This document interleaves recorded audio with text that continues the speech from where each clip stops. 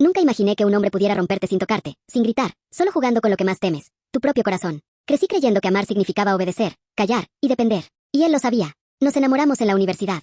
Yo me entregué sin reservas, pensando que lo que sentía era mutuo. Pero cada gesto suyo, cada palabra, estaba calculada. Me hacía sentir frágil, insuficiente, siempre al borde de perderlo. Y yo, tonta, lo creía. Mi felicidad se ataba a su aprobación, y él disfrutaba esa cadena invisible que me mantenía cautiva. Cuando nos casamos, pensé que todo cambiaría. Me equivoqué. Las discusiones eran silenciosas pero letales. Un comentario hiriente aquí, un reproche frío allá. Me hacía sentir que nada de lo que hacía era suficiente. Hasta que, una noche, después de un error que solo existía en su cabeza, me miró con desprecio y me dijo, vete. A ver cuánto puedes vivir sin mí. No sabía cómo respirar.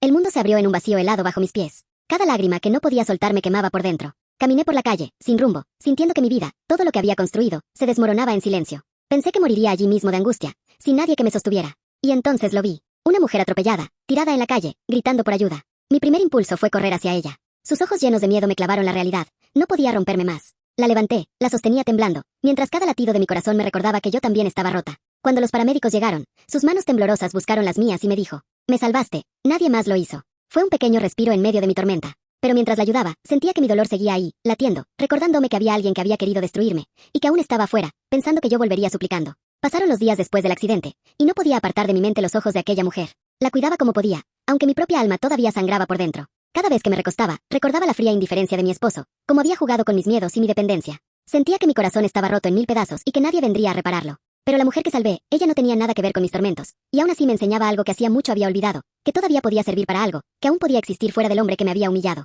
Sus palabras fueron un bálsamo y una carga al mismo tiempo. Si no hubieras venido tú, no estaría viva, me dijo con voz débil. Te debo la vida. Sus ojos me miraban con gratitud sincera, y por primera vez en mucho tiempo, sentí que valía algo. Sentí que mi dolor podía transformarse en algo distinto, algo que yo controlaba. Mientras tanto, él regresó. Creyó que su arrepentimiento y su orgullo herido me harían caer de rodillas, que volvería a ser la mujer que él manipulaba. Se paró frente a mí, intentando esa mirada que antes me tenía encadenada. Perdóname, dijo, con esa mezcla de arrogancia y vulnerabilidad que tanto daño me había causado. Pero esta vez no sentí miedo. Esta vez sentí claridad. Lo miré y comprendí que su poder sobre mí había terminado. Yo ya no era la misma mujer que caminaba sola, quebrada, rogando por amor. Ahora era alguien que había visto el dolor de la vida de cerca y había elegido seguir adelante. No, le dije. No volveré contigo. No porque no duela, sino porque aprendí que puedo vivir sin ti. Y no voy a permitir que nadie me arrastre otra vez. Se quedó en silencio. Yo sentí algo parecido a lástima, pero no por mí, por él, que nunca entendió lo que significa amar de verdad. Con el tiempo, ayudé a aquella mujer a volver a caminar, a recuperar su vida, y con cada sonrisa que ella me regalaba, sentía que también yo sanaba. Descubrí que la fuerza no siempre viene de la valentía grandiosa.